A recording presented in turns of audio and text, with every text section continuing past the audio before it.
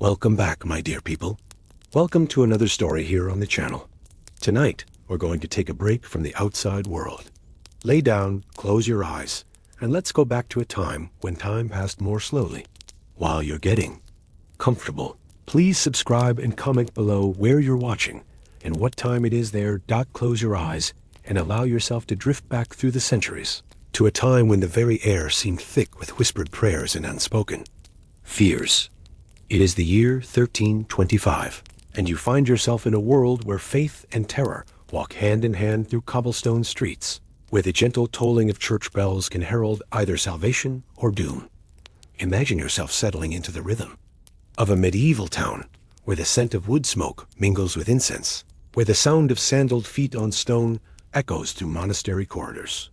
This is a world where your neighbor's glances carry weight, where a careless word spoken in the market square might follow you home like a shadow, where the very thoughts in your head could be deemed dangerous by those who claim to speak for the divine. In this distant time, the Catholic Church has established a system of justice unlike any other, the Inquisition. Picture yourself in this medieval landscape, where the line between orthodoxy and heresy is drawn not by actions alone, but by the whispered suspicions of those around you. The Inquisition represents the Church's attempt to purify the faith, to root out what it sees as spiritual corruption, but its methods would chill the modern soul. As you drift into this historical reverie, allow yourself to feel the weight of constant vigilance that pressed upon medieval hearts. Every conversation, every gesture, every moment of doubt or questioning could be transformed into evidence of heretical thinking. The very act of seeking knowledge outside approved channels, of questioning established doctrine, or even of practicing traditions passed down through generations might mark you as a threat to the spiritual order. Tonight, as you journey through this uncomfortable chapter of human history, remember that you are safe in your modern world, far removed from the fears and uncertainties that once governed daily life. Let the darkness of this medieval tale serve as a gentle reminder of how far humanity has traveled, how much brighter our world has become, and how precious are the freedoms we now take for granted. The story we're about to explore together is one of human nature at its most complex, revealing both the capacity for cruelty in the name of righteousness and the enduring strength of the human spirit, even in the darkest of times. As the smoke clears from the square in Carcassonne and the crowds disperse to their homes, carrying with them the memory of what they have witnessed, let us drift back through the centuries to our own time, to our own warm beds and the safety of our modern world. The story we have shared tonight, this journey through the darkest chapters of medieval justice, serves now as a bridge between past and present, a reminder of how far humanity has traveled from those distant days of fear and suspicion. Merchant, whose final moments we witnessed, was not unique in his fate, nor extraordinary in his crime. Across medieval Europe, thousands of others faced similar accusations for similar offenses: the crime of curiosity, the sin of questioning, the heresy of seeking understanding beyond the boundaries that authority had drawn. Their stories, largely lost to history, speak to a time when intellectual freedom was not a cherished right, but a dangerous privilege that could cost everything a person held dear. Eleanor, the widow left behind, would rebuild her life slowly and carefully, always aware that association with a heretic's memory could bring fresh suspicion upon her household. She would tell her daughter, safe in distant Toulouse, carefully edited versions of her father's fate stories that emphasized his love for family while minimizing the philosophical questions that led to his doom. The wooden cross she gave him in his final hours would be recovered from the ashes and kept as a private memorial to a love that survived even the ultimate test of institutional disapproval. Thomas, whose confession purchased safety at the price of friendship, would carry the weight of his choice through all his remaining years. His cooperation with the Inquisition saved his life but condemned his conscience, creating an internal exile more complete than any physical punishment. He would become a cautious man, measuring every word before speaking, questioning nothing that might attract unwanted attention, living always with the knowledge that survival sometimes requires the sacrifice of principles too dangerous to maintain. Inquisition itself would continue for centuries, its methods refined and its reach extended across continents as European power spread throughout the world.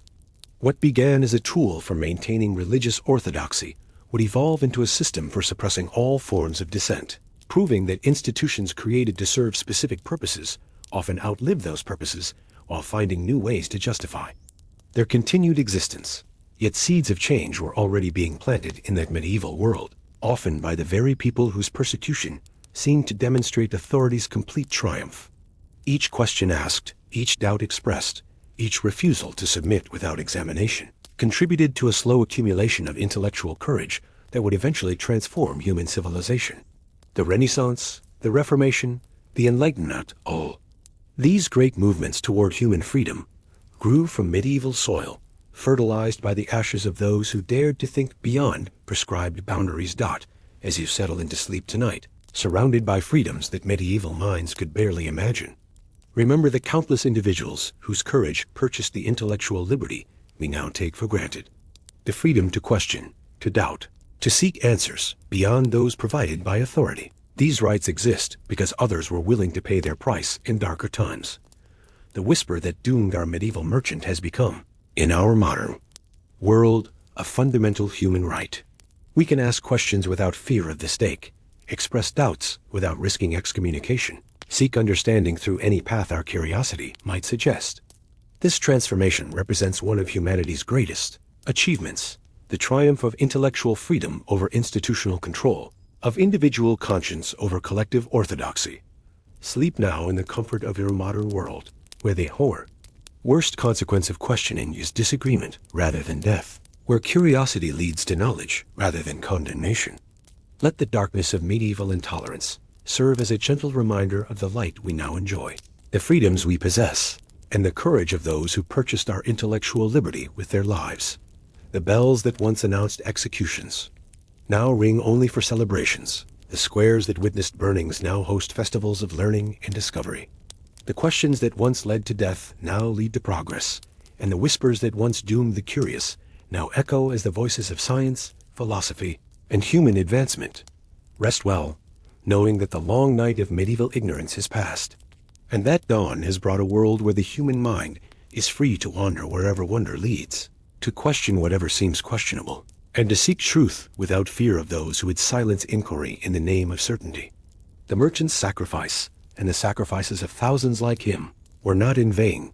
They purchased the world of intellectual freedom in which you now peacefully rest.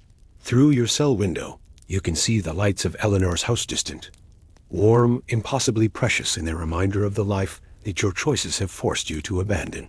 Somewhere in that familiar glow, your wife sits alone, preparing for a widowhood that could have been avoided through a simple signature on a document that remains forever unsigned. The final dawn arrives with the tolling of church bells, their bronze voices calling the faithful to witness the day's solemn ceremony. Through your window, you can see crowds already gathering in the square, their faces reflecting the mixture of anticipation and unease that accompanies such spectacles. Children dart between the legs of adults, their innocent excitement contrasting sharply with the gravity of the occasion that has drawn their families from surrounding villages. Father Michel arrives with the traditional final meal, simple bread and wine that echo the sacraments while avoiding their sacred weight. His manner suggests a man fulfilling duties that bring him no joy, yet which he recognizes as necessary components of the mercy offered to condemned souls. He speaks little, understanding that words have lost much of their power in these final hours. The Church offers you this last opportunity for reconciliation, he says quietly, though his tone suggests no real expectation of acceptance. Even now, at this final moment, confession would transform your death from punishment into penance, your destruction into a form of salvation recognized by canon law. You shake your head gently, the motion requiring no words to convey its meaning. The choice that has defined your ordeal remains unchanged by proximity to its consequences. Whatever drives you toward this end, pride, principle, or simple stubbornness proves stronger than the survival instinct that urges submission even at this ultimate hour. Gerard arrives with the escort that will conduct you to your final destination. His manner remains professionally courteous, neither cruel nor sympathetic, simply efficient in carrying out duties that society has assigned to him. The guards who accompany him were the neutral expressions of men accustomed to such scenes, their presence serving to maintain order rather than to intimidate or console. The walk through the town's narrow streets takes on the character of a funeral procession. Windows and doorways frame faces, You recognize neighbors who have shared decades of ordinary life, customers who have purchased cloth from your shop, fellow merchants whose enterprises have prospered alongside your own. Some watch with obvious sorrow, others with the fascination that tragic spectacles evoke, still others with the satisfaction of seeing divine justice properly administered. Eleanor stands near the square's entrance, her presence both blessing and torment in these final moments. She makes no attempt to approach such contact, would be neither permitted nor wise, but her eyes meet yours across the intervening distance with a communication that transcends words. Her face, though marked by grief, shows no reproach for the choices that have brought you here, only love that will survive your physical destruction. The square itself has been transformed into an amphitheater of judgment where medieval justice will perform its ancient ritual. A pyre rises from a carefully constructed platform, its arrangement of wood and kindling representing generations of accumulated expertise in the art of purification through fire. Secular and ecclesiastical authorities occupy positions of honor, their robes and regalia, creating formal patterns against the rough timber of the execution site. Brother Augustine stands among the Dominican friars who have gathered to witness the completion of their investigation. His pale eyes fix on your face with what might be professional interest or genuine sorrow, the ambiguity serving as a final reminder of the complex motivations that drive institutional justice. The bishop, impressive in his formal vestments, prepares to preside over ceremonies that will transform your death into a sacrament of orthodox authority. The crowd that fills the square represents a cross-section of medieval society drawn together by the drama of your fate. Wealthy merchants occupy positions close to the platform, their fine clothing and comfortable bearing contrasting with the rougher garments of farmers and laborers who press closer from the square's edges. Monks and priests form distinct clusters within the larger gathering, their presence serving to sanctify the proceedings through their participation as witnesses. The formal reading of charges begins the ceremony, each accusation pronounced with the same precision that marked your trial. Your theological questions, your failure to report heretical discussions, your refusal to confess error when offered opportunities for mercy, all are recited once more for the assembled crowd, serving both to justify the punishment and to educate witnesses about the dangers of similar thinking. Let all who hear these words understand, the magistrate proclaims, his voice carrying across the packed square, that the protection of orthodox faith requires vigilance against those who would corrupt pure doctrine through prideful questioning.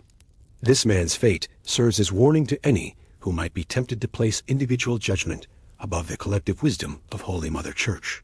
The crowd responds with the mixed emotions that such pronouncements evoke, some nodding in agreement with the justice being administered, others watching with obvious discomfort at the severity of punishment for what seems like innocent curiosity. The varying reactions suggest the complexity of public opinion regarding the Inquisition's methods, though none dare voice open disagreement with proceedings sanctioned by both civil and ecclesiastical authority. Brother Augustine steps forward to offer the final opportunity for confession, though his manner suggests no expectation that this ultimate appeal will succeed where countless earlier attempts have failed.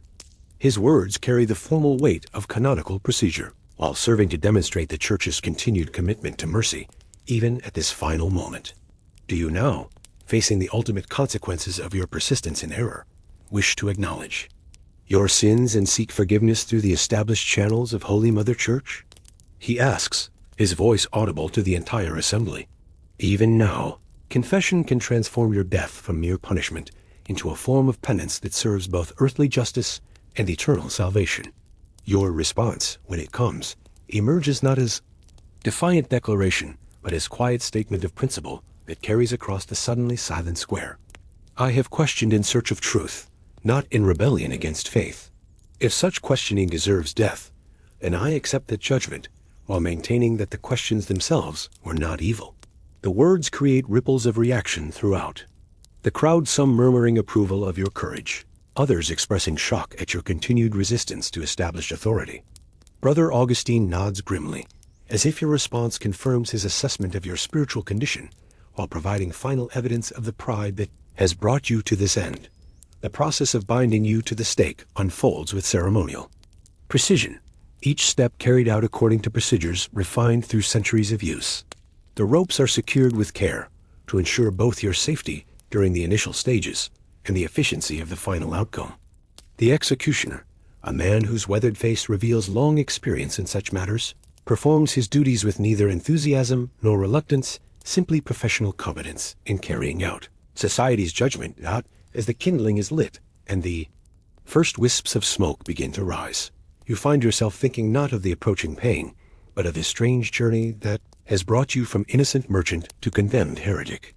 The questions that seemed so natural during evening conversations with Thomas now seem to glow with their own significance, validated not by the answers they received, but by the price their asking has commanded.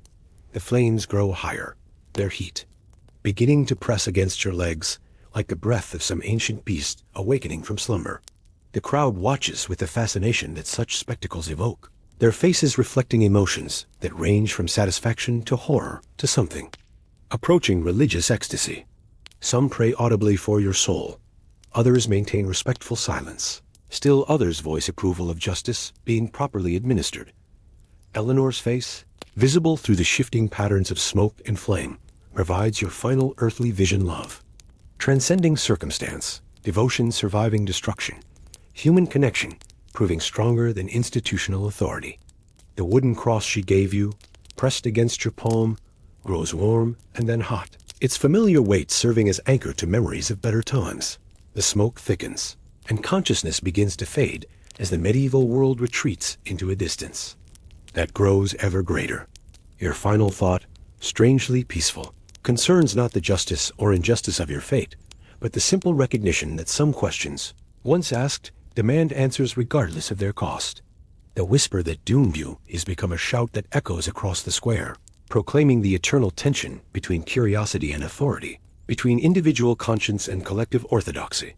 The bells of Carcassonne toll your passing, their bronze voices carrying news of your end across the medieval landscape. In houses and shops throughout the town, people pause in their daily tasks to reflect on the spectacle they have witnessed, some drawing lessons about the dangers of intellectual pride, others questioning whether such severe punishment truly serves the cause of faith. Your death becomes part of the town's history, a story that will be told and retold until its meaning transforms with each telling, serving sometimes as warning, sometimes as inspiration, always as reminder of the price that questioning authority can command in a world where orthodoxy reigns supreme. The moment stretches taut as a bowstring, pregnant with possibilities that will reshape not only your own existence, but the lives of all those whose fate has become entangled with your own. The choice that has haunted your imprisonment reaches its absolute conclusion, demanding an answer that will echo through whatever time remains to you. Brother Augustine's voice, when he finally speaks, carries the quiet authority of absolute certainty. Choose, he says simply, the single word containing within it the accumulated weight of centuries of ecclesiastical tradition. Choose and accept the consequences of your decision, whatever they may be. The confession document waits beneath your trembling hand, offering salvation through surrender, while the instruments of intensive interrogation gleam in the shadows, promising purification through pain. Your moment of ultimate decision has arrived, and there can be no further delay, no additional time for contemplation, no escape from the choice that will define your final earthly chapter. The quill slips from your fingers like a dying bird, falling to the stone floor with a sound that echoes through the cell like a judgment rendered. Brother Augustine's pale eyes register your decision with the clinical detachment of a physician noting symptoms of terminal illness. The unsigned confession document remains on your table, its blank space where your name should appear now serving as evidence of your final refusal to embrace the Church's offered mercy. So be it, Brother Augustine says quietly, rising from his stool with the measured dignity of one who has witnessed this scene countless times before. Your choice has been made and recorded. The tribunal will convene immediately to render final judgment and determine the appropriate response to your continued resistance. The hours that follow pass in a strange suspension of time, as if the world itself holds its breath, while the machinery of medieval justice completes its ancient function. You hear movement in the corridors, above footsteps hurrying with unusual urgency, voices raised in discussion, the sound of documents being shuffled and seals being affixed. The monastery transforms itself from a place of contemplation into a court of final appeal. When they come for you, it is not the familiar figure of Paul the guard, but a delegation of secular authorities' bailiffs, whose authority derives from the civil magistrates who will carry out whatever sentence the ecclesiastical court has pronounced. Their leader, a man named Gerard, whose weathered face bears the neutral expression of one who has performed this duty many times, speaks with formal courtesy that cannot disguise the underlying finality of his mission. You are summoned here. The tribunal's judgment, he announces, his words carrying across the stone corridors like a funeral bell. The court has reached its decision regarding your case, and sentence will be pronounced in the presence of the assembled faithful. Walk through the monastery's corridors takes on the quality of a procession toward eternity. Other prisoners watch from their cells as you pass, their faces reflecting the mixture of sympathy and relief that comes from witnessing someone else's fate while their own remains undetermined. Henry the miller nods grimly from behind his barred door, his signed confession having purchased him a different destiny than the one that awaits you. The great hall has been transformed once again, this time into a theater of judgment, where the drama of medieval justice will play out before an audience of monks, local clergy, and selected townspeople whose presence serves to witness the Church's commitment to protecting Orthodox faith. The familiar religious imagery that decorates the walls seems to watch with disapproving eyes as you take your place before the tribunal. Brother Augustine occupies his position at the main table, flanked by the bishop and several Dominican friars, whose black and white robes create stark patterns in the afternoon light that streams through the high windows. The local magistrate sits nearby, his presence representing the secular authority that will implement whatever sentence the Church pronounces. The formal reading of judgment begins with prayers that invoke divine guidance and wisdom, a reminder that this tribunal considers itself to be conducting God's work. The familiar Latin phrases, which once brought comfort during regular worship, now carry undertones of finality and condemnation that seem to press down upon your shoulders like a physical weight. Having examined the evidence presented, having questioned witnesses under oath, having offered multiple opportunities for confession and reconciliation, the bishop intones, this tribunal finds the accused guilty of persistent heretical thinking, prideful resistance to church authority, and willful refusal to accept correction through proper channels. The charges are read once more, each accusation substantiated by specific evidence drawn from months of careful investigation. Your conversation with Thomas, your questions about salvation, your interest in theological interpretations that differ from local doctrine all are presented as links in a chain of spiritual rebellion that justifies the sentence about to be pronounced.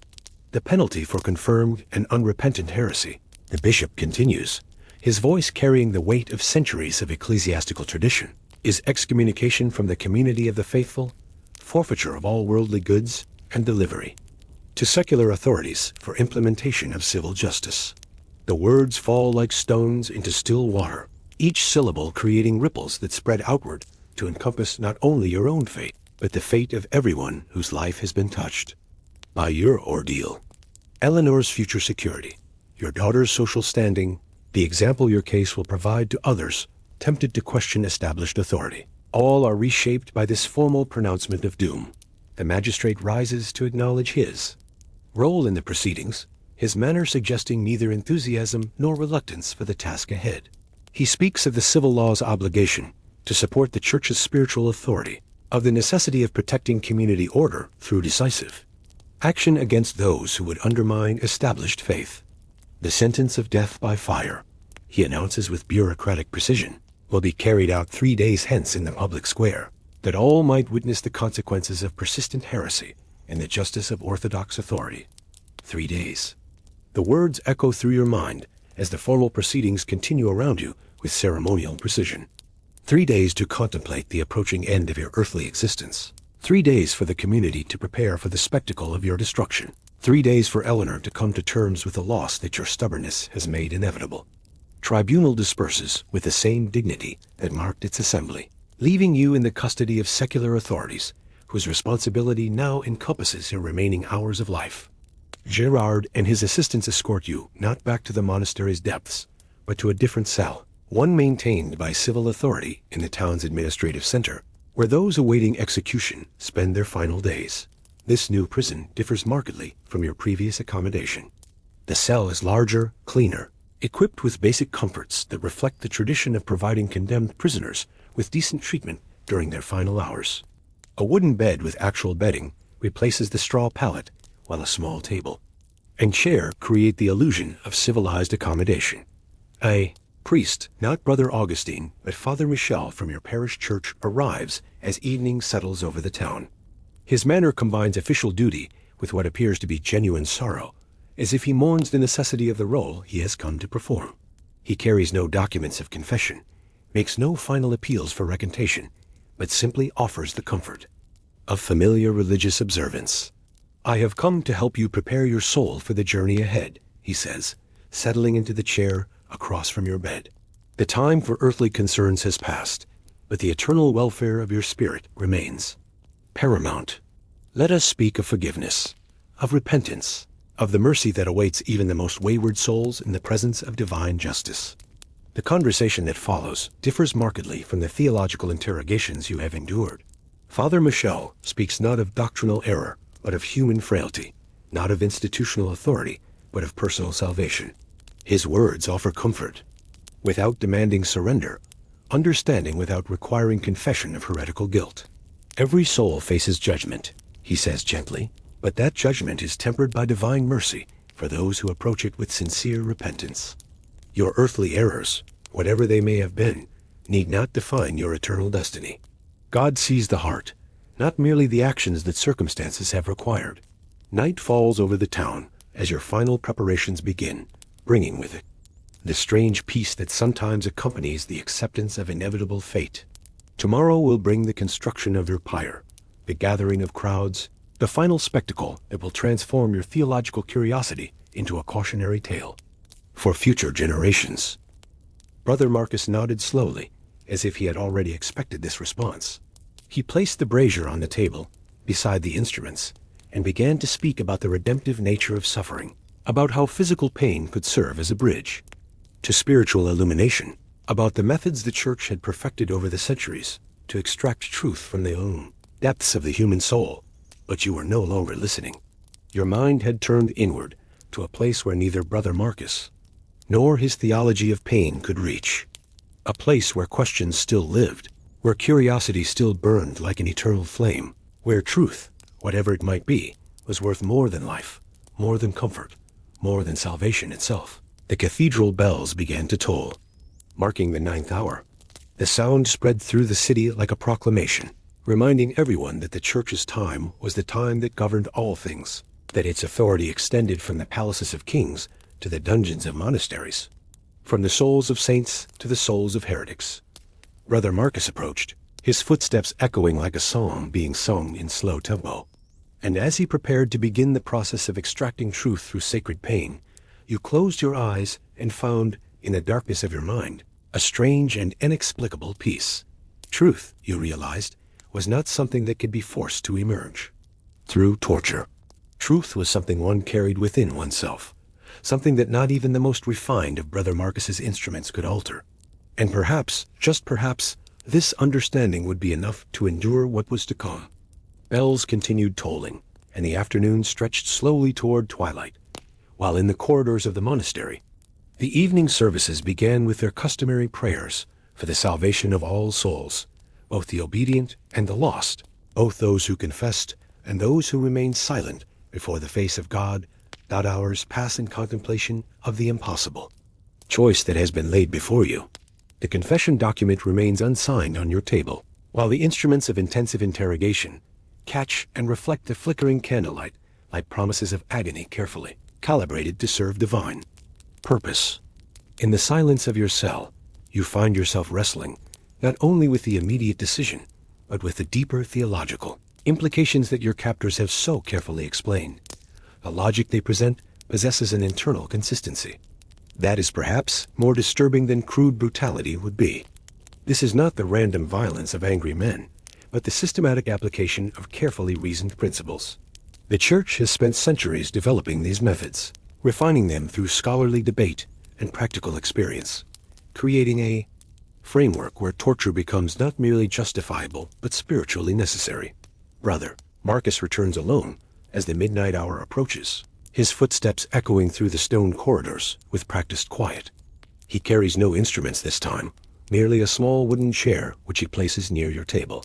His manner is that of a craftsman preparing for important work, professional and oddly respectful. There is no malice in his bearing, no apparent pleasure in the prospect of causing pain, merely the calm competence of one who has found his calling in the church's most demanding ministry. "I have come to explain the process," he says, settling onto his chair with careful precision. "The church requires that all subjects of intensive interrogation understand exactly what will occur, that they might make informed decisions about confession and cooperation.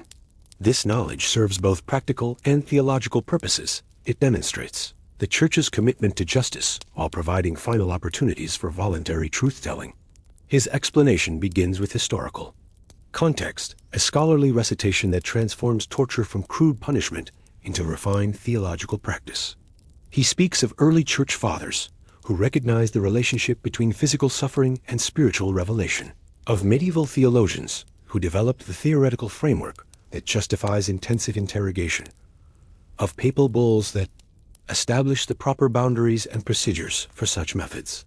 St. Augustine wrote extensively about the necessity of correcting error through whatever means divine justice might require.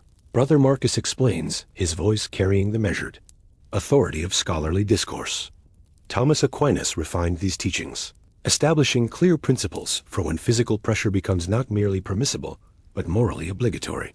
The current methods represent the culmination of centuries of theological development. The instruments on your table are not random implements of cruelty, he explains, but carefully designed tools, created specifically for the purpose of encouraging truthful confession while minimizing permanent physical damage.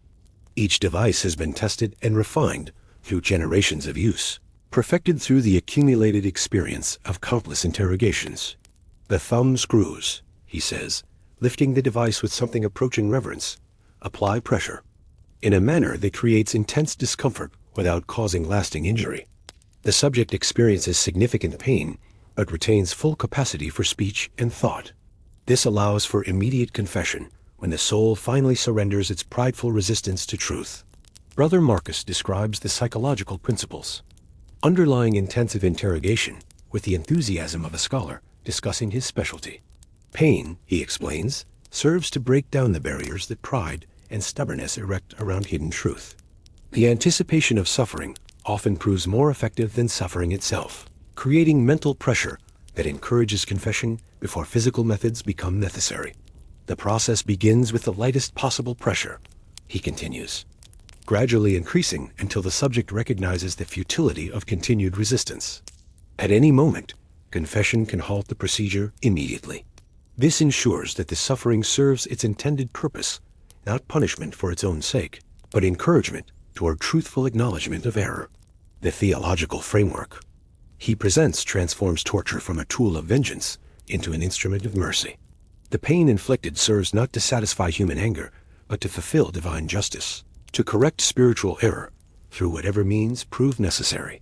The torturer becomes not a cruel oppressor, but a healer of souls, employing unpleasant but necessary medicine to cure the disease of heretical thinking. "The subject's screams," Brother Marcus explains with clinical detachment, represent not merely expressions of physical discomfort, but evidence of the soul's struggle against truth. As resistance weakens and confession approaches, the sounds often change character, becoming prayers, pleas for forgiveness, acknowledgments of error that herald the soul's return to orthodoxy. He describes the moment of confession with something approaching religious ecstasy. "When pride finally breaks and truth emerges," he says, "both subject and interrogator experience a form of spiritual catharsis. The pain that seemed so terrible moments before is revealed as necessary preparation for salvation, its purpose fulfilled through achieved understanding. I have witnessed hardened heretics weep with gratitude once confession has purged their souls of error," Brother Marcus relates. They understand, in that moment of revelation, that their suffering served a purpose higher than their own comfort. They see the mercy inherent in methods that initially seemed cruel, the love that motivated procedures that appeared harsh. The conversation takes on the character of theological instruction, as if Brother Marcus were preparing you not for torture, but for a form of religious education that happens to employ physical discomfort. as a teaching tool. His manner remains respectful throughout, even solicitous, as if he genuinely wishes to spare you the pain that your stubbornness might make necessary. The Church's experience has shown, he continues, that most subjects confess within the first few minutes of intensive interrogation. The reality of physical pressure succeeds where the mere threat failed. Pride that seemed insurmountable crumbles quickly when confronted with actual rather than theoretical consequences. Brother Marcus produces a small vial of oil from his robes, explaining its use in maintaining the instruments and ensuring their proper function. Even this mundane detail is presented in theological terms. The oil serves not merely practical purposes, but represents the Church's commitment to conducting intensive interrogation with proper care and attention to detail. He describes the techniques with the clinical detachment of a physician explaining treatment options. The rack, which stretches the body until joints separate and truth emerges through ruptured pride. The strapado, which employs the body's own weight to encourage honesty through suspended agony. Water torture, which creates the sensation of drowning while leaving no permanent marks upon the soul it seeks to purify. These methods, Brother Marcus explains, represent theological principles made manifest through practical application. Just as the soul must be purged of sin through suffering, so the body serves as an instrument for revealing truth that stubbornness conceals. The pain is temporary. The salvation it achieves is eternal. The bishop nods approvingly at this exposition, clearly pleased with Brother Marcus's understanding of the deeper principles involved. You see, he says, turning back to you with what appears to be genuine concern, the Church's methods represent not cruelty, but compassion for your immortal soul, which remains in peril so long as heretical thoughts remain unconfessed and unrepented. Brother Augustine joins the theological discussion with scholarly enthusiasm. He speaks of Augustine of Hippo's teachings on the necessity of correcting error, of Thomas Aquinas's careful analysis of when physical pressure becomes not only permissible, but obligatory in service of divine truth. The conversation takes on the character of academic debate, as if your potential torture were merely an abstract theological proposition. The relationship between physical suffering and spiritual illumination, Brother Augustine explains, has been recognized since the earliest days of the Church. The martyrs understood that pain could serve as a pathway to divine revelation. We simply employ this understanding in service of extracting rather than demonstrating truth. The logic they present is internally consistent, even compelling in its way. If the soul's salvation represents the highest possible good, then any means employed to achieve that salvation becomes not merely justified but morally required. Your physical suffering, should it become necessary, would serve a purpose higher than your own comfort or even your own life. Brother Marcus produces a set of instruments from a leather satchel, laying them on your wooden table with the care of a surgeon preparing for an operation. Each device has been crafted with precision, designed for maximum effectiveness in its specific application. The metal gleams in the torchlight, and you realize that these tools represent centuries of refinement in the art of extracting truth through pain. The thumb screws, he explains with professional detachment, apply pressure gradually, allowing the subject to experience increasing discomfort while maintaining the opportunity for confession at any moment. The process can be halted immediately upon acknowledgement of error, making it an ideal tool for encouraging cooperation. A detailed explanation serves multiple purposes. It demonstrates the Church's thorough approach to intensive interrogation, reveals the scientific precision with which such methods have been developed, and provides you with vivid understanding of what awaits should confession be refused. Each instrument represents not crude brutality, but refined technique, perfected through generations of practical application. The bishop rises from his stool, his movement signaling the approaching end of this final opportunity for voluntary confession. His manner remains pastoral, concerned, almost fatherly in its apparent solicitude for your welfare. The choice before you, he says, represents the fundamental choice that faces every human soul's submission to divine authority, or the consequences of prideful resistance. Brother Augustine places a quill beside the confession document, its feather trembling slightly in the draft that moves through the stone corridors. The ink pot sits ready, dark as sin and twice as permanent. Your signature would end this ordeal, immediately restore you to the community of the faithful, reunite you with Eleanor and the comfortable certainties of Orthodox belief. We will leave you now the bishop announces, to make your final decision. Brother Marcus will remain nearby, prepared to assist in whatever manner your choice requires. Remember that the Church's mercy, while abundant, is not infinite. This represents your last opportunity to embrace salvation through confession, rather than through the more difficult path of intensive interrogation. The delegation files out with the same ceremonial precision that marked their entrance, leaving you alone with the instruments of truth extraction and the weight of an impossible choice. The confession document seems to pulse with potential in the flickering candlelight, while the metal tools reflect light like promises of pain designed to serve the highest possible purpose. Outside your cell, you hear the murmur of voices as the ecclesiastical authorities discuss your case in terms both theological and practical. Their words drift through the stone walls like prayers, reminding you that your decision will be evaluated, not merely in terms of immediate consequences, but in the context of eternal salvation yours, and potentially that of others who might be influenced by your example. The silence that followed the delegation's departure was more deafening than any sound you had ever heard. The bishop's words echoed through the stone walls, like phantoms of a condemnation already pronounced, while the iron instruments remained on the table like soldiers in formation, awaiting orders. You approached the table with hesitant steps, each movement seeming to drag the weight of centuries of ecclesiastical tradition. The confession document lay open under the flickering candlelight, its words dancing in the shadows like serpents of ink. The quill trembled in the draft that seeped through the cracks of ancient stones, as if even it understood the magnitude of the choice that presented itself. Your hands touched the parchment with the reverence of one handling sacred relics.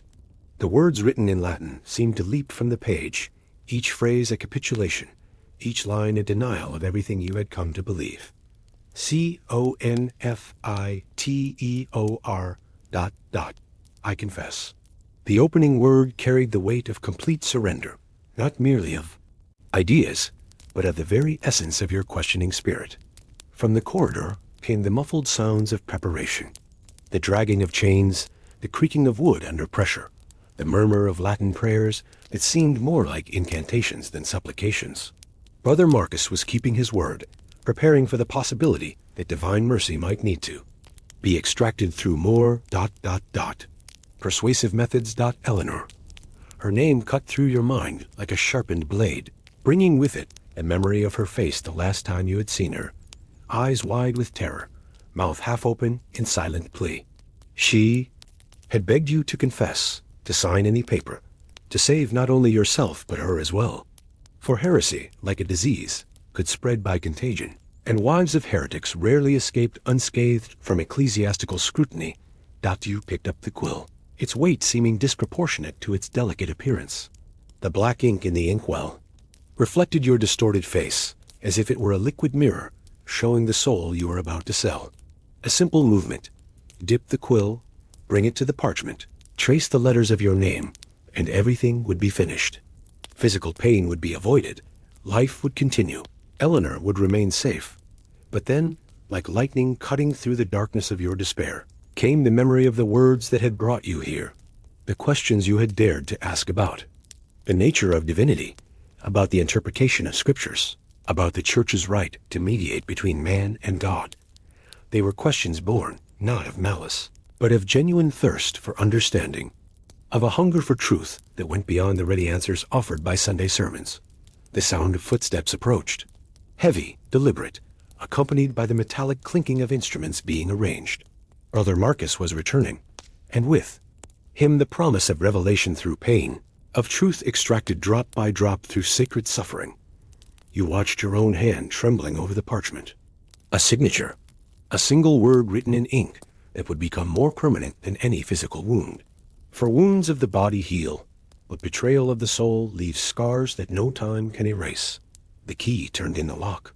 The door opened slowly, revealing Brother Marcus's silhouette outlined against the corridor light.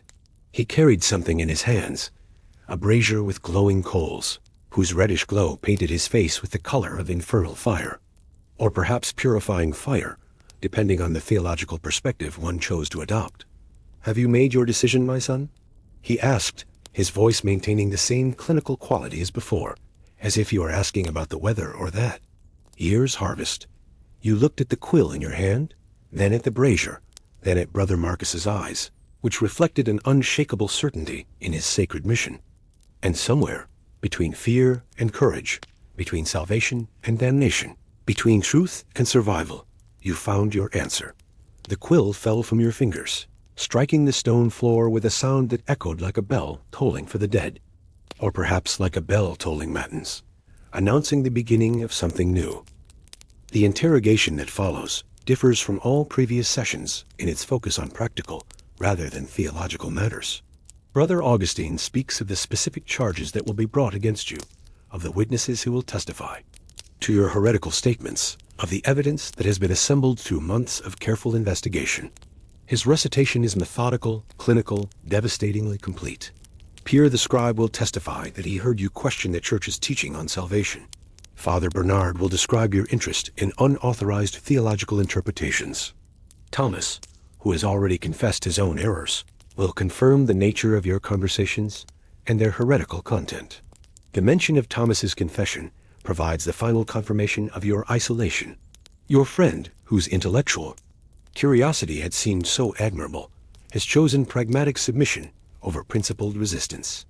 The knowledge that he has not merely confessed his own supposed crimes, but has implicated you in the process, adds betrayal to the catalogue of emotions that already threaten to overwhelm your exhausted mind. Brother Augustine produces a document. From beneath his robes, a prepared confession that bears your name at the top in elegant script. The parchment seems to glow in the torchlight, its words promising an end to uncertainty and suffering.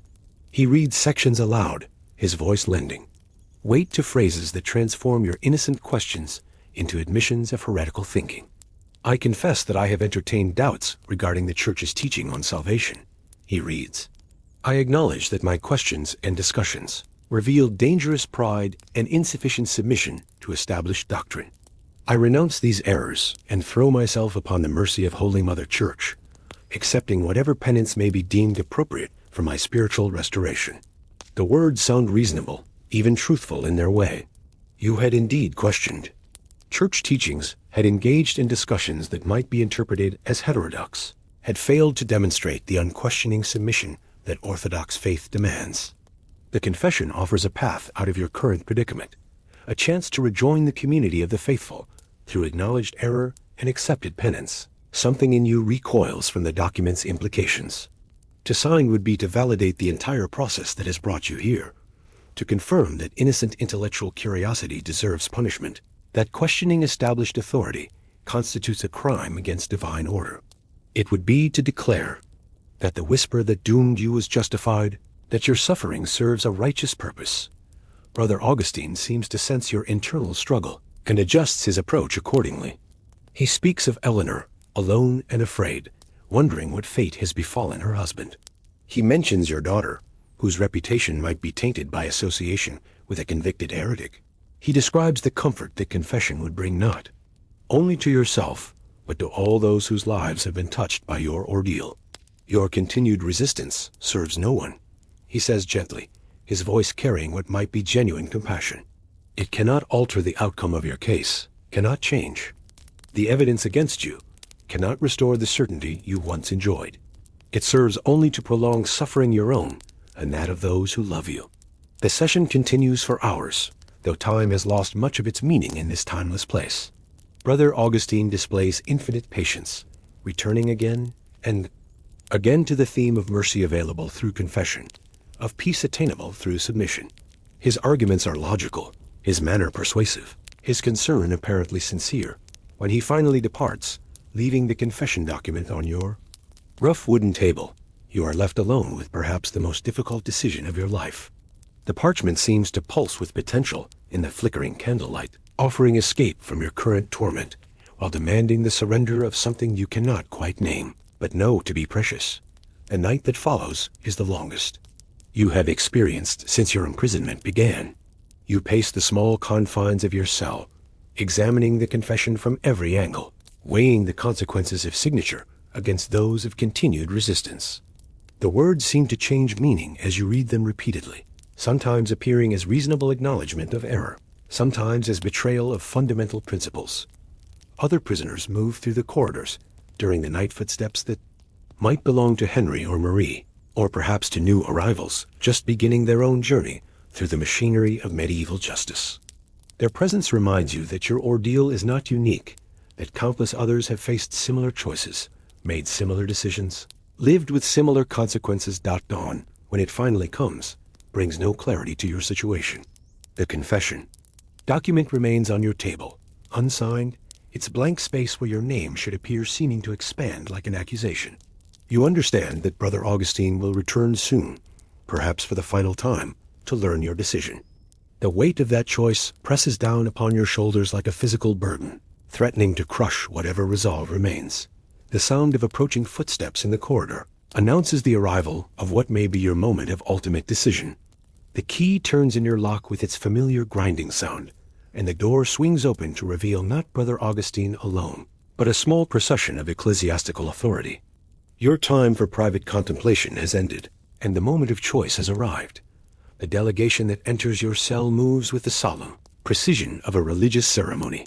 Brother Augustine leads, followed by the local bishop whose presence transforms this moment into something approaching a formal trial. Behind them comes a figure you recognize with a chill of apprehension, Brother Marcus, the monastery's specialist in what the church euphemistically terms intensive interrogation. His hands, you notice, bear the calluses and stains of his particular craft. The bishop, a man whose comfortable life shows in his well-fed frame and fine robes, surveys your cell with the detached interest of someone examining a medical specimen. His presence here, in these depths beneath the monastery, speaks to the seriousness with which your case is now regarded. When he speaks, his voice carries the authority of centuries of ecclesiastical tradition.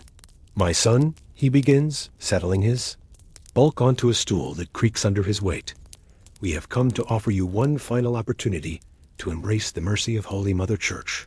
The evidence against you has been thoroughly examined, the witnesses questioned, the theological implications carefully considered. Your guilt in matters of heretical thinking has been established beyond reasonable doubt." Brother Marcus stands silently near the door, his presence serving as an unspoken reminder of what awaits should confession be refused. He is a man of perhaps 40 years, with the lean build of one accustomed to physical labor. His eyes hold the peculiar combination of piety and pragmatism that characterizes those who have found their calling in the church's more demanding forms of ministry. The bishop continues his pronouncement with a measured cadence of liturgical reading. The church, in her infinite wisdom and mercy, recognizes that heretical thinking often stems from confusion rather than malice, from pride rather than genuine evil. For such cases, she has developed methods of correction that serve both to punish error and to restore the wayward soul to proper understanding. Brother Augustine produces the confession document once more, its parchment seeming to glow in the torchlight, like a beacon of salvation or surrender. The bishop examines it briefly, nodding approval at its contents.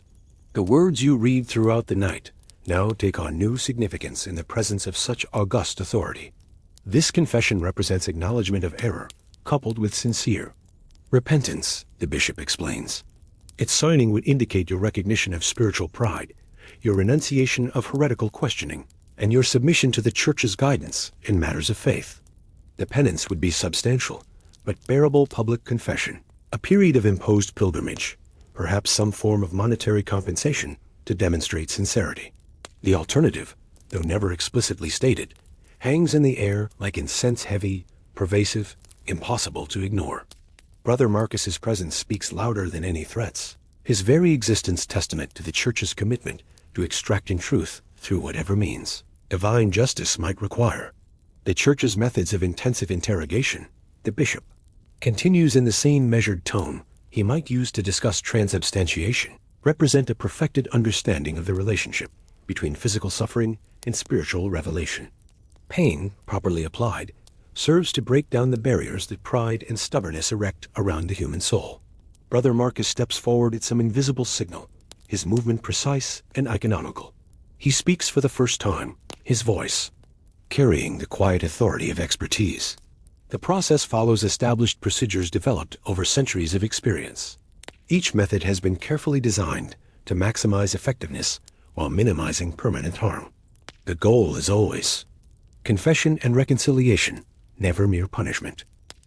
The mention of witnesses sends a chill through your already exhausted mind. Who might have spoken against you? Thomas, seeking to save himself through cooperation? Other townspeople who had observed your conversations? The uncertainty gnaws at your thoughts, adding another layer of distress to an already unbearable situation. The interrogations begin to focus increasingly on Thomas and his theological interests. The friars possess detailed knowledge of his pilgrimage, his contacts with scholars in distant cities, his collection of books that contain interpretations differing from local doctrine. They construct a narrative in which Thomas serves as a corrupting influence, spreading heretical ideas through seemingly innocent conversation. He spoke to you of salvation through good works, Brother Augustine states with certainty. He questioned the necessity of confession. He suggested that individual interpretation of Scripture might be valid. These are not innocent errors, but deliberate attacks upon established doctrine. You find yourself in an impossible position. To defend Thomas might implicate yourself further in his supposed crimes. To condemn him might save yourself, but would require you to betray a friend whose only crime was intellectual curiosity. The friars watch your internal struggle with the patience of hunters, understanding that moral conflict often proves more effective than direct pressure. The physical effects of prolonged interrogation begin to manifest in ways both subtle and obvious. Your hands develop a tremor that makes eating difficult. Your voice cracks from hours of speaking, forcing you to strain to make yourself heard. The constant stress creates a knot in your stomach that makes the prison food even more unpalatable than its poor quality warrants. More disturbing is the way the interrogation process begins to affect your memory and perception. The friar's constant questions about past conversations force you to examine your recollections with uncomfortable intensity. Details that once seemed clear become hazy under scrutiny. Words that you remember speaking begin to sound different. When repeated back by your interrogators, their meaning subtly shifted by context and emphasis. Brother Jerome introduces physical discomfort as an aid to spiritual examination. The sessions move from your cell to a chamber deeper in the monastery's foundations, a room where stone walls absorb sound and the air carries the weight of centuries. Here, you are required to stand during questioning, your legs growing weary. As the hours pass, when fatigue forces you to shift position, the movement is interpreted as restlessness, as evidence of spiritual discomfort with the truth. The chamber contains instruments whose purpose you prefer not to contemplate. They hang from the walls like abstract sculptures, their shapes suggesting uses that would transform questioning into something far more direct. The friars never mention these devices, never threaten their use, but their presence creates an atmosphere of potential that hangs over every word, every response, every moment of hesitation. Sleep deprivation becomes a weapon more effective than any physical torture. After days of irregular rest and constant stress, your ability to think clearly deteriorates. Simple questions become difficult to answer. Basic concepts slip from your grasp like water through fingers. The friars watch this deterioration with professional interest, understanding that exhaustion often succeeds where logic fails. You seem confused, Brother Augustine observes during one session, when you struggle to remember details of a conversation from months earlier. This confusion is symptomatic of spiritual disorder. A mind at peace with orthodox truth would have no difficulty with such simple questions. The scent of fear becomes a constant companion in these underground chambers. It mingles with the odor of damp stone and old straw, creating an atmosphere that seems to seep into your clothing, your hair, your very skin. You begin to understand that this smell has accumulated over years, deposited by countless others who have occupied these same spaces under similar circumstances. Other prisoners occasionally pass through the corridors, their footsteps echoing in the stone passages like whispered warnings. Sometimes you hear voices, confessions, pleas, prayers that suggest the various stages of the process through which you are passing. The sounds serve as a grim preview of what might await if your resistance continues. As this phase of your ordeal draws toward its conclusion, Brother Augustine's manner begins to show signs of impatience. His questions become more direct, his observations sharper. The patient scholarly inquiry of earlier sessions gives way to something approaching frustration, as if your continued resistance represents a personal failure on his part. The Church offers mercy to those who acknowledge their errors, he says, his voice carrying new undertones of urgency. But that mercy is not infinite. Others in your situation have found peace through confession, through acceptance of their spiritual condition. Your continued resistance serves no purpose save to prolong your suffering. The session ends abruptly, leaving you alone in the interrogation chamber for what feels like hours before Paul arrives to escort you back to your cell.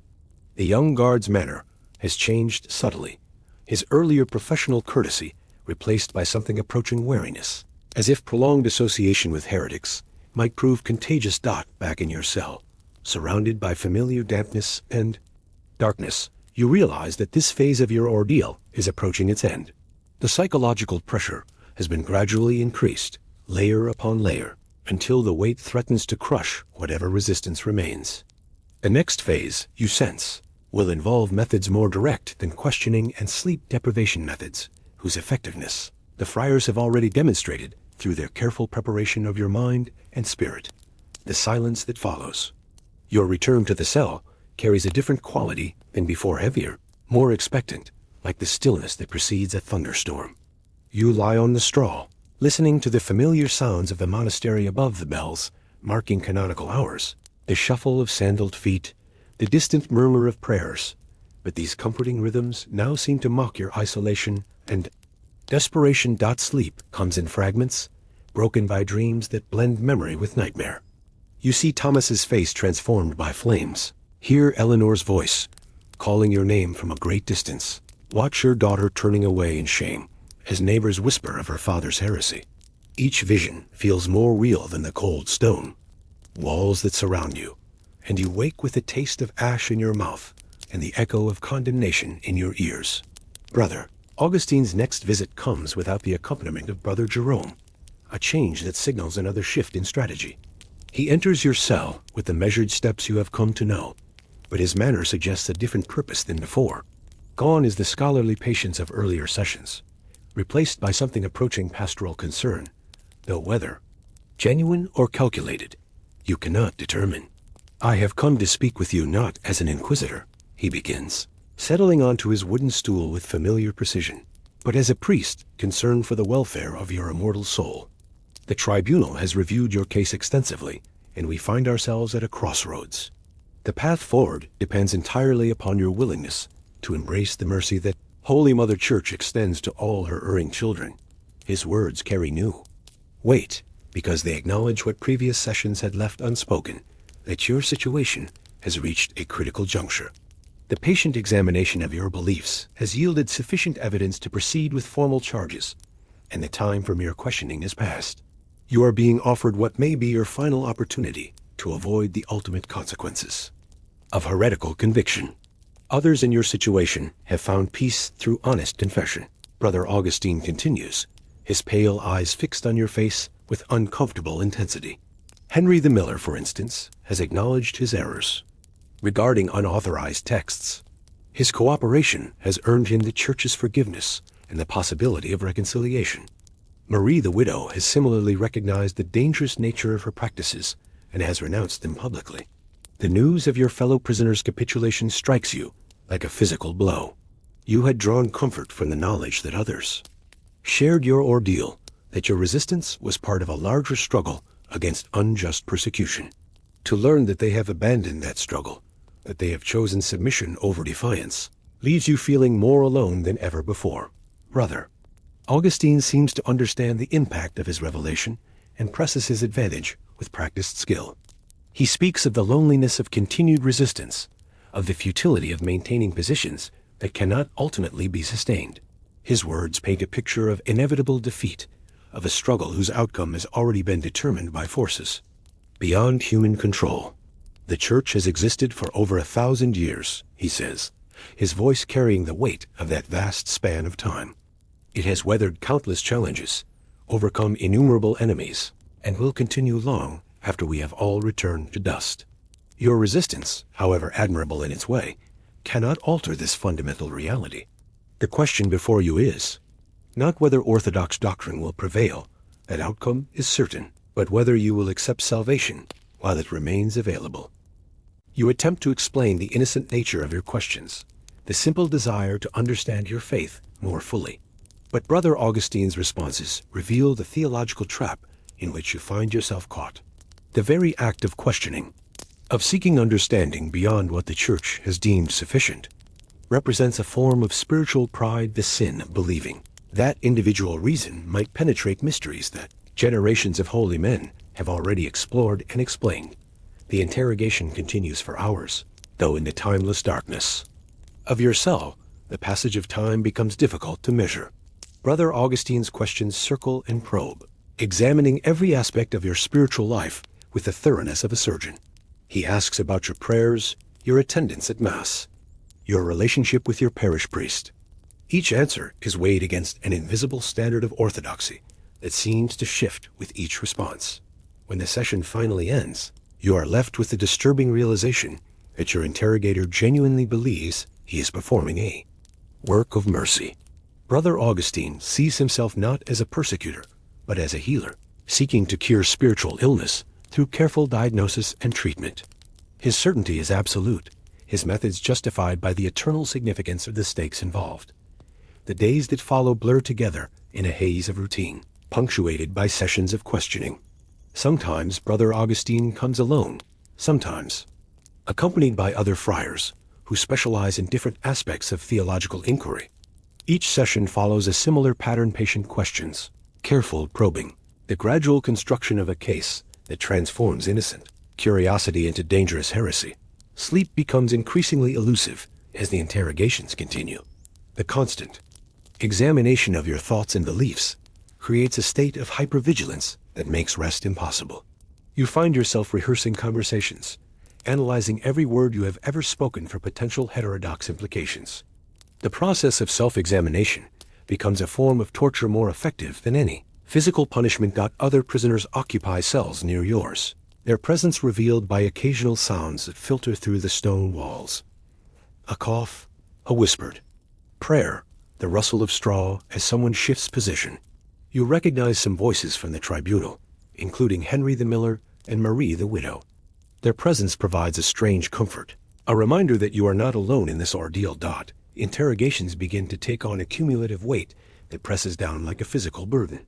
Each session builds upon the last, constructing a narrative of spiritual decline that seems to gain reality through repetition.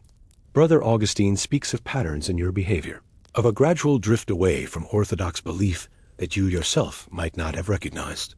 Pride, he says during one session, is the root of all heresy. The belief that individual reason might penetrate divine mysteries without the guidance of Holy Mother Church. You have shown symptoms of this pride in your questions, your doubts, your failure to accept established truth with sufficient humility.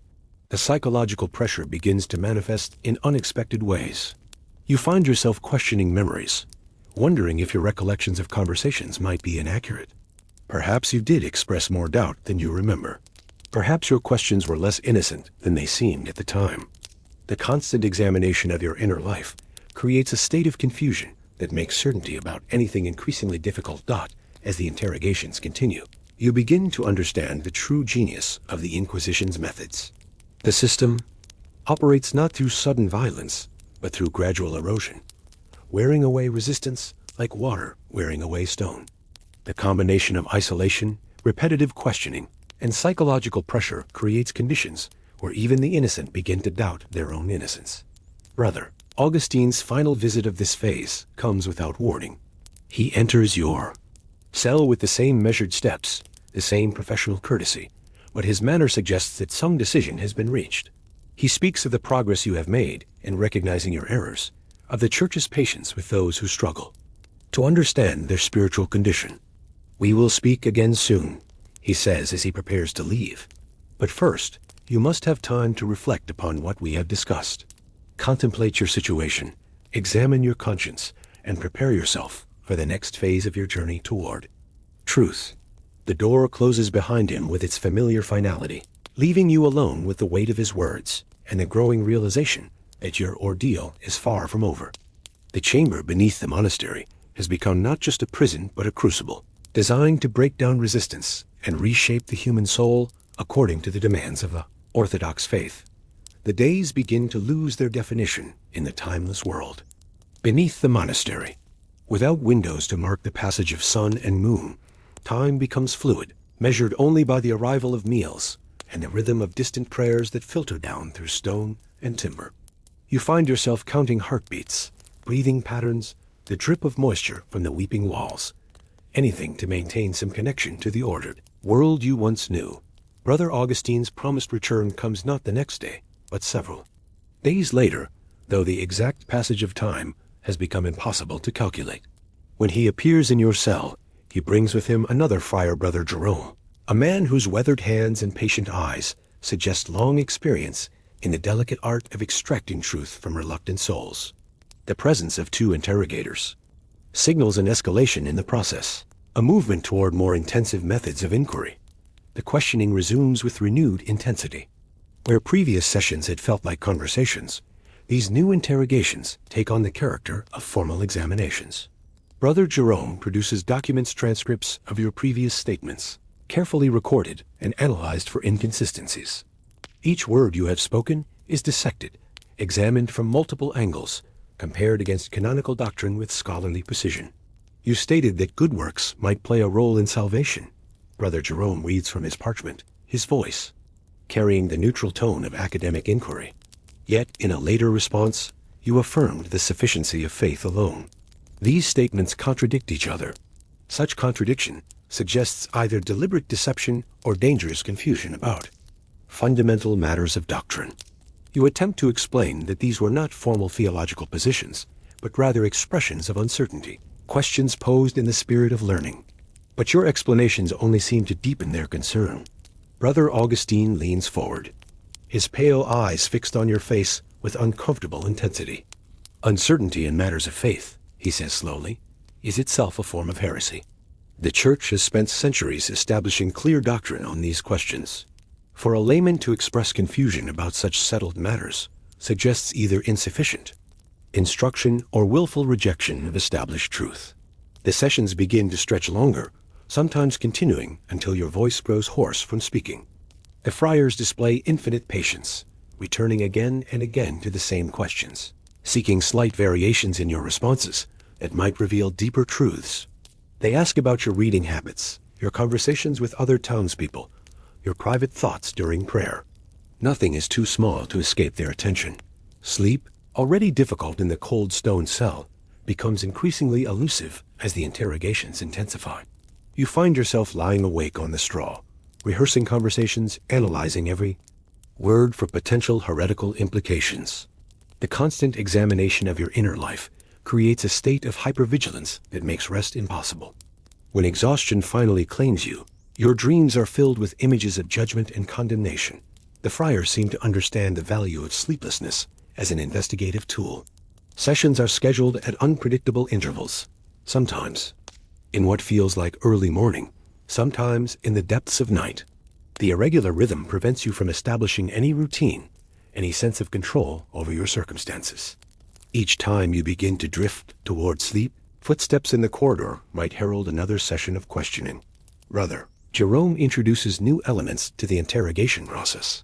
He speaks of other cases, other heretics who have been brought to justice through the Church's careful investigation. His words are designed to create the impression of a vast network of heretical thinking, a conspiracy of error that threatens the very foundations of Christian society. Your innocent questions are reframed as part of this larger pattern of spiritual rebellion. We have evidence, he says during one particularly intense session, of a circle of individuals in this region who have been spreading dangerous ideas about salvation and ecclesiastical authority. Your name has been mentioned by several witnesses. Your association with known heretics places you under suspicion. The great hall where you are led has been transformed into a tribunal. Long tables covered with documents and writing materials occupy the center of the space, while wooden benches arranged in rows suggest the formal nature of the proceedings. To come, the walls, decorated with religious imagery that normally brings comfort, now seem to watch with disapproving eyes. Christ's face, painted in the stern Byzantine style, gazes down with an expression that could be interpreted as either merciful or condemning. The other accused are seated on benches to one side, while a handful of clerics occupy positions of authority at the main table. You recognize the local bishop, a man you have seen presiding over feast day celebrations, now wearing the grave expression of a judge. Beside him sit several Dominican friars, their black and white robes creating stark contrasts in the morning light that streams through the high windows. The proceedings begin with prayers, a reminder that this tribunal considers itself to be conducting God's work. Familiar Latin phrases, which once brought comfort during regular worship, now seem to carry undertones of threat and judgment. You find yourself mouthing the words automatically, while your mind races through the implications of your situation. Brother, Augustine rises to address the assembled group, his voice carrying the measured authority of absolute conviction. He speaks of the Church's sacred duty to protect the faithful from the poison of false doctrine, of the mercy available to those who recognize their errors and seek forgiveness. His words are carefully chosen to suggest that cooperation with the tribunal represents not merely submission to earthly authority, but alignment with divine will. The first case called is that of the miller, a man named Henry, whom you know by reputation, if not personal acquaintance. His alleged crime involves the possession of certain works of theology that, while not explicitly forbidden, contain interpretations that differ from official church doctrine. As the charges are read aloud, you begin to understand the thoroughness of the investigation that has brought you all here. Henry's defense is both touching and futile. He speaks of his love for learning, of his belief that understanding God's word more fully can only strengthen faith. His words are sincere, his intentions clearly innocent, yet the tribunal's response reveals the gulf between personal piety and institutional orthodoxy. The possession of unauthorized theological works, regardless of intent, represents a challenge to the Church's authority to interpret Scripture. As Henry's case unfolds, you glimpse the machinery of medieval justice in action. Witnesses are called to testify about his character, his statements, his associations. Each piece of evidence is weighed not for its truth or falsehood, but for its conformity to established doctrine. The process reveals itself to be less about discovering guilt or innocence than about demonstrating the consequences of straying from prescribed paths of thought. The widow, Marie, faces accusations related to her practice of herbal healing. Her knowledge of plants and their properties, passed down through generations of women, has been reinterpreted as evidence of contact with supernatural forces outside the Church's control. The fact that her remedies often proved effective only strengthens the case against her. Success without official sanction suggests the influence of dark powers. When your name is finally called, you rise with legs that feel distant and unreliable. The formal reading of charges transforms your innocent conversation with Thomas into a catalog of theological errors. Your questions about salvation, your interest in different interpretations of Scripture, your failure to immediately report Thomas's heterodox statements, all of these become evidence of your drift toward heretical thinking. The afternoon light slants through the windows at a different angle now, casting long shadows across the floor of the tribunal. You realize that this is only the beginning of a process that may stretch on for days, weeks, or even months. The Inquisition operates with the patience of eternity, confident that truth will eventually emerge through careful examination and, if necessary, more persuasive methods of inquiry. As the day's proceedings conclude, and you are led to a cell beneath the monastery, you carry with you the final image of the tribunal hall, the patient faces of your judges, the neat stacks of documents that catalog your supposed crimes, the crucifix that watches over it all with eyes that seem to hold both mercy and judgment in equal measure. The whisper that doomed you has now become a formal accusation, and your real ordeal is about to begin. Descent into the monastery's depths feels like a journey into the earth's very heart. Stone steps, worn smooth by centuries of use, spiral downward into darkness that seems to swallow the flickering light of your guard's torch. The air grows colder with each step, carrying scents that speak of age and confinement. Damp stone, straw that has grown musty with time, and something else, something that might be the accumulated essence of human fear. Your cell is smaller than you had imagined, carved from the living rock upon which the monastery stands. The walls weep moisture that catches the torchlight like tears, and the floor is covered with straw that rustles beneath your feet with the sound of autumn leaves. A wooden bucket sits in one corner, its purpose unmistakable, while a small pile of rough blankets occupies another. This will be your world for however long your interrogation lasts. The guard who escorts you is a young man named Paul, whose face bears the earnest expression of one who believes deeply in his duty. He speaks little, but his manner is not unkind, merely professional, as if he were delivering supplies rather than imprisoning a human being. When he secures the heavy wooden door, the sound of the key turning in the lock echoes through the stone corridors with a finality that settles into your bones. Darkness descends like a physical presence when the torchlight disappears. In this medieval world, true darkness is commonplace, yet the blackness of your cell feels different, heavier, more complete. You find yourself listening intently to sounds that filter down from the world above, the distant tolling of bells marking the hours, the soft shuffle of sandaled feet on stone, the muffled voices of monks going about their daily prayers. Sleep comes fitfully that first night. The straw provides little comfort against the cold stone, and your mind races through the events that have brought you here. You think of Eleanor, alone in your house, wondering what fate awaits her husband. You think of your daughter in Toulouse, blissfully unaware that her father has been branded a potential heretic. You think of Thomas, whose enthusiasm for theological discussion has led both of you into this labyrinth of ecclesiastical justice. The routine of imprisonment establishes itself with surprising swiftness. Meals arrive twice daily, bread that tastes of sawdust, watery soup that barely deserves the name, occasionally a piece of cheese that has seen better days.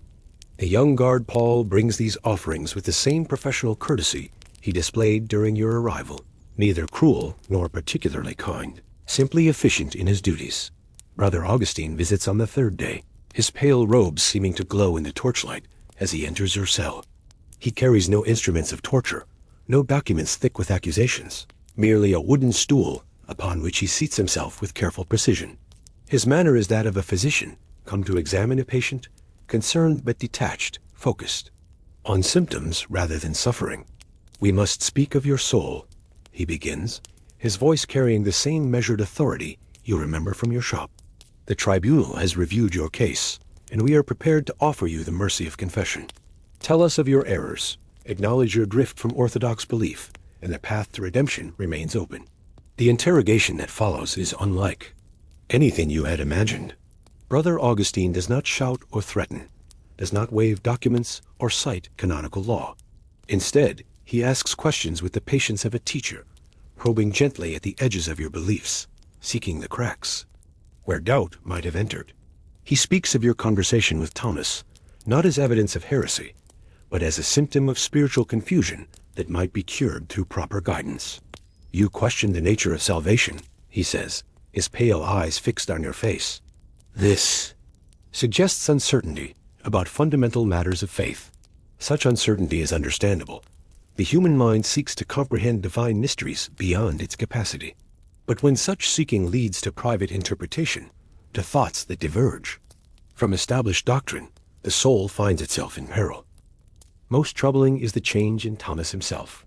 Your friend, whose enthusiastic discussion of theology initiated this entire affair, now seems to avoid your gaze when you encounter him in the market square. When you finally corner him near the fountain, his words are careful, measured, drained of their former warmth. He speaks of the importance of orthodox belief, of the dangers of straying from established doctrine. You realize that Thomas has been questioned as well, and that his response has been to distance himself from any association with dangerous ideas or dangerous friends. The psychological pressure of living under suspicion begins to manifest in unexpected ways. You find yourself second-guessing conversations from months or even years past, wondering if some casual remark might now be interpreted as evidence of heretical thinking. Did you once joke about the wealth of the local bishop? Did you express skepticism about a particular saint's miracle? Did you fail to show sufficient enthusiasm during a religious procession? Each memory becomes a potential weapon in the hands of those who would see you condemned. Eleanor tries to maintain normalcy, but you can see the strain in her movements as she goes about her daily tasks. She speaks more frequently of your daughter, who married a merchant in distant Toulouse last year. The unspoken question hangs between you should you send word warning her to stay away, to avoid any association with a family under ecclesiastical scrutiny. The thought of your daughter's reputation being tainted by your supposed crimes adds another layer of anguish to an already unbearable situation. The waiting becomes its own form of torture. Brother Augustine had promised to return. But when? Will it be tomorrow? Next week? The uncertainty gnaws at your peace of mind, making it impossible to concentrate on the simple tasks that once brought satisfaction. You find yourself staring at bolts of cloth without seeing them, greeting customers with responses that seem to come from a great distance. Sleep becomes elusive. At night, lying beside Eleanor in the darkness, you listen to every sound, the creak of settling timbers, the distant call of a night watchman, the soft pad of footsteps on cobblestones. Each noise might herald the arrival of those who would summon you to answer for your supposed crimes. The medieval night, once a time of rest and restoration, has become a period of anxious vigilance. Your business begins to suffer as the whispers spread through the community. Customers who once eagerly sought your advice on fabrics now conduct their transactions with brisk efficiency, eager to complete their business and depart. You overhear fragments of conversation that stop abruptly when you approach. See huddles of neighbors who disperse when you draw near. The social fabric of medieval life, so carefully woven over years of shared experience, begins to unravel with alarming speed. The priest at your parish church, Father Michel, pays you a visit one evening. His presence initially offers hope. Perhaps he comes as an ally, someone who might speak on your behalf to the inquisitors. But his words quickly dispel such optimism. He speaks of the importance of confession, of the mercy available to those who acknowledge their errors and seek forgiveness. His message is clear. Admit your guilt, submit to the church's judgment, and perhaps salvation might still be possible. As autumn deepens and the first frost touches the town's gardens, you realize that your old life is already effectively over. Even if the inquisitors never return, even if no formal charges are brought, the mere suspicion of heresy has poisoned your existence. The comfortable routine of medieval merchant life, the sense of belonging to a community, the simple pleasure of honest work, all of these have been sacrificed to the paranoia that grips religious authority. You begin to understand the insidious genius of the Inquisition's methods. The system operates as much through fear and anticipation as through actual punishment. The knowledge that you are being watched, that your words and actions are being weighed against an invisible standard of orthodoxy, creates a prison more effective than any physical cell. You have become a cautionary tale, a reminder to others of the dangers of straying from prescribed paths of thought. The medieval world reveals its true nature during these endless days of waiting. Beneath the surface of Christian fellowship and community solidarity lies a network of mutual surveillance, a system where neighbor watches neighbor and reports perceived transgressions to higher authority. The very bonds that should provide comfort and support become instruments of potential betrayal. In quiet moments, you find yourself wondering about others who have walked this path before you. How many merchants, farmers, craftsmen, and scholars have felt the same crushing weight of suspicion? How many have watched their lives dissolve under the acid of ecclesiastical scrutiny? The Inquisition, you realize, feeds on the very human tendency to seek understanding, to question, to explore the boundaries of accepted belief. As winter approaches and the days grow shorter, you sense that your period of waiting is drawing to a close. The whisper that doomed you has had time to spread, to be examined, to be transformed into formal accusation. Soon, Brother Augustine will return with his quiet authority and his terrible certainty. The next phase of your ordeal is about to begin. The knock comes at dawn, as you somehow knew it would. The sound echoes through your house with the finality of a death knell, each rap measured and deliberate. You have been lying awake for hours, listening to Eleanor's troubled breathing beside you, watching the first pale light of winter morning creep across the ceiling beams. When the sound finally comes, it brings not shock, but a strange sense of relief. The waiting, at least, is over. Eleanor's eyes snap open at the first knock, and you see in them the same mixture of dread and resignation. That has been your companion for these past weeks. Neither of you speaks as you rise and dress with careful deliberation. There is no need for words now. The time for hoping this moment might not come has passed. You choose your best tunic, your finest hose, as if dressing for a wedding rather than what may be your doom. The men who wait outside your door are not the Dominican friars you expected, but rather secular officials, bailiffs of the ecclesiastical court, their authority derived from, but distinct from the Inquisition itself. They carry no weapons, display no aggression, yet their presence transforms your familiar doorway into a threshold between worlds. Their leader, a man named Gerard, whose face bears the weathered neutrality of one who has performed this duty many times before, speaks with practiced courtesy. "You are summoned to appear before the tribunal of the Holy Office," he announces, his voice carrying across the silent street.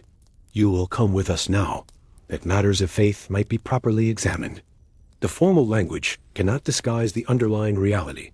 You are being arrested, though the word itself is never spoken. The walk through the town's narrow streets takes on the quality of a procession. Your neighbors emerge from their houses. To watch, their faces a mixture of curiosity, fear, and perhaps relief that someone else has been chosen to bear the Inquisition's attention. Children peer from doorways, while their mothers pull them back into the safety of shadows. The baker pauses in his morning preparations, flour still dusting his hands, to cross himself as you pass.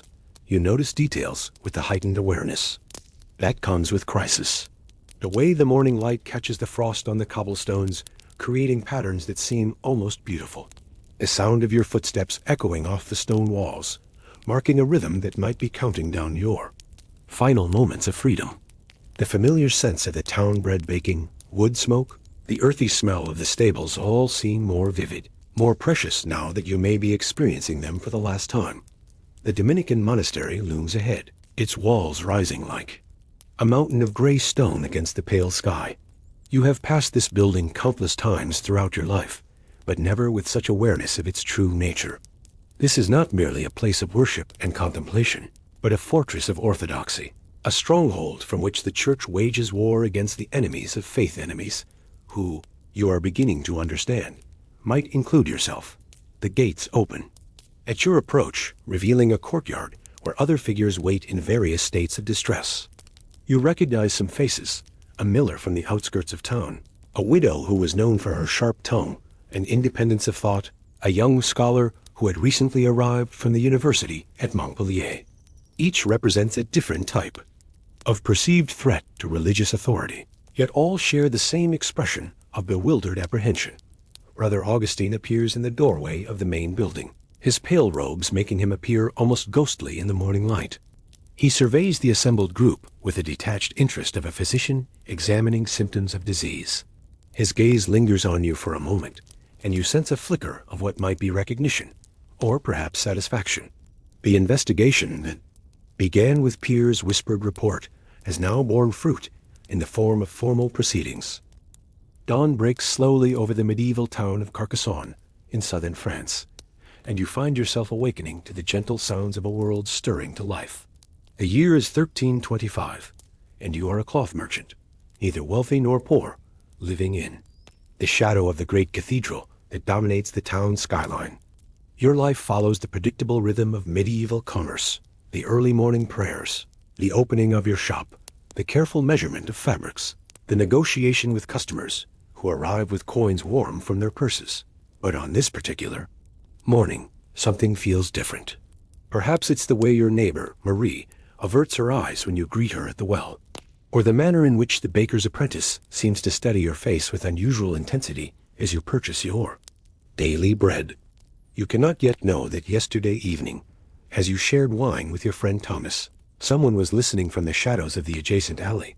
The conversation itself was innocent enough, a discussion about the nature of salvation, about whether good works might play a role alongside faith in determining one's eternal fate. Thomas, who had recently returned from pilgrimage, spoke with enthusiasm about ideas he had encountered in distant lands. You listened, occasionally nodding, sometimes asking questions that seemed natural and harmless. But in this medieval world, such philosophical wanderings carry dangers you cannot yet comprehend. Your questioner had been Father Bernard, a traveling priest whose knowledge of theology impressed you both. He spoke of ancient texts, of interpretations that differed from those preached in your local church. The wine loosened tongues, and the evening air seemed to invite deeper contemplation. You found yourself wondering aloud about the nature of divine justice, about whether the church's teachings on penance truly reflected God's will. These thoughts, whispered in the amber glow of candlelight, felt like private musings between friends. But medieval walls have ears, and in a world where spiritual purity is considered essential to community survival, Your innocent questions have been transformed into something far more sinister. The eavesdropper, a young man named Pier, who works in the monastery's scriptorium, has spent the night wrestling with his conscience. By dawn, he has made his decision, a decision that will alter the course of your peaceful existence forever. Morning progresses with deceptive normalcy. You arrange bolts of wool and linen, greeting customers with the same warm smile you have worn for years. The familiar sense of your shop, the earthy smell of undyed cloth, the faint lavender sachets your wife uses to protect against moths create an atmosphere of comfort and routine. Yet beneath this surface calm, unseen forces already in motion. At the Dominican monastery that sits like a fortress at the town's edge, Pierre kneels before Brother Augustine, the regional inquisitor. His voice trembles as he recounts what he heard the previous evening. Each word is weighed carefully, each detail examined for its theological implications. Brother Augustine, a man whose pale eyes seem to look through rather than at the world around him, listens with the patience of one who has heard countless such reports. The inquisitor's questions are precise, methodical. Did you express doubt about the church's authority? Did you question the necessity of confession? Did you suggest that salvation might be achieved through means other than those prescribed by Holy Mother Church? Each inquiry strips away the innocent context of your conversation, transforming casual philosophical discussion into evidence of potential heresy. As the sun reaches its zenith, you notice the approach of two figures dressed in the distinctive black and white robes of the Dominican order. They move through the market square with purpose, their sandaled feet making soft whispers against the cobblestones. Brother Augustine walks slightly ahead, his companion a younger friar, named Brother Gabriel, following with downcast eyes and clasped hands. The conversations around you gradually diminish as people notice the friar's approach.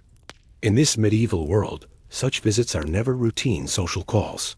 The very sight of inquisitors moving through the town square causes mothers to gather their children closer, causes merchants to suddenly find urgent business elsewhere. You feel the weight of dozens of eyes upon you, the collective held breath of a community watching a drama unfold. Brother Augustine's voice, when he finally speaks, carries the measured authority of absolute conviction. We would speak with you regarding certain matters of faith, he says, his words falling like stones into still water. The formal phrasing reveals nothing, yet promises everything. This is not a request, but a command wrapped in ecclesiastical courtesy. Your world shifts subtly in that moment. The familiar sights and sounds of your shop, the comfortable weight of routine, the sense of belonging that comes from years of respected membership in the community, all of these suddenly seem fragile, temporary. The cloth in your hands feels coarse against your skin. The afternoon light streaming through your window seems harsh and unforgiving. You invite the friars inside, offering them wine and cheese with the hospitality that custom demands. But Brother Augustine declines with a gesture that suggests such earthly pleasures are beneath his immediate concern. Instead, he begins to speak of spiritual matters, of the Church's sacred duty to protect the faithful from the poison of false doctrine. His words are carefully chosen, each sentence designed to probe the boundaries of your orthodoxy. He speaks of the dangers of private interpretation, of the way seemingly innocent questions can lead souls astray. As he talks, you begin to understand that your conversation with Thomas has been reported, analyzed, and found wanting. The realization settles over you like a heavy cloak. In this medieval world, the mere act of questioning, of seeking understanding beyond the prescribed boundaries, has marked you as a potential threat to the spiritual order. The whispered words that felt so natural in the wine-warmed evening have been transformed into evidence of heretical thinking. Brother Augustine's questioning continues with relentless precision. He asks about your reading habits, your associations, your private prayers. Each answer is weighed against an invisible standard of orthodoxy that seems to shift with each response. The afternoon shadows lengthen as the interrogation continues, and you begin to sense the approaching darkness that will soon engulf not just the day, but perhaps your entire existence. The friar's departure brings no relief. Brother Augustine's final words echo in the sudden silence of your shop. We will speak again soon. The promise carries the weight of inevitability, and you understand that your life has entered a new phase, one where every word, every gesture, every thought must be carefully measured against the exacting standards of medieval orthodoxy. As evening approaches, and you close your shop for what may be the last time, you reflect on the strange alchemy that has transformed your innocent questions into dangerous heresy. The whisper that doomed you was not even your own, but rather the report of one who heard your words and found them wanting. In this medieval world, the line between faithful questioning and heretical doubt is drawn not by divine command, but by the judgment of fallible men who claim to speak for God. The days following, Brother Augustine's visit pass with the peculiar weight of suspended time. Your shop continues to function. Customers still arrive to purchase cloth, and the sun still rises over the familiar rooftops of Carcassonne. Yet everything has changed in ways both subtle and profound. You find yourself listening more carefully to conversations, weighing each word before speaking, conscious of the invisible watchers who might be cataloging your every gesture. Dr. Wife Eleanor notices the change immediately. 20 years of marriage have taught her to read the landscape of your moods, and she sees the new tension in your shoulders, the way your eyes now dart toward the door whenever footsteps approach. When you finally confess the nature of the friars visit, her face grows pale in the candlelight. She knows, as you do, that once the Inquisition's attention falls upon a household, it rarely departs easily. The medieval community operates on networks of relationships built over generations' bonds of trade, marriage, friendship, and mutual obligation. But suspicion of heresy has a way of dissolving these connections like acid through fabric. You begin to notice the subtle changes in your neighbor's behavior. The baker's wife, who has purchased cloth from you for 15 years, now sends her daughter instead of coming herself. The blacksmith, Thomas's brother-in-law, no longer greets you with his customary wave.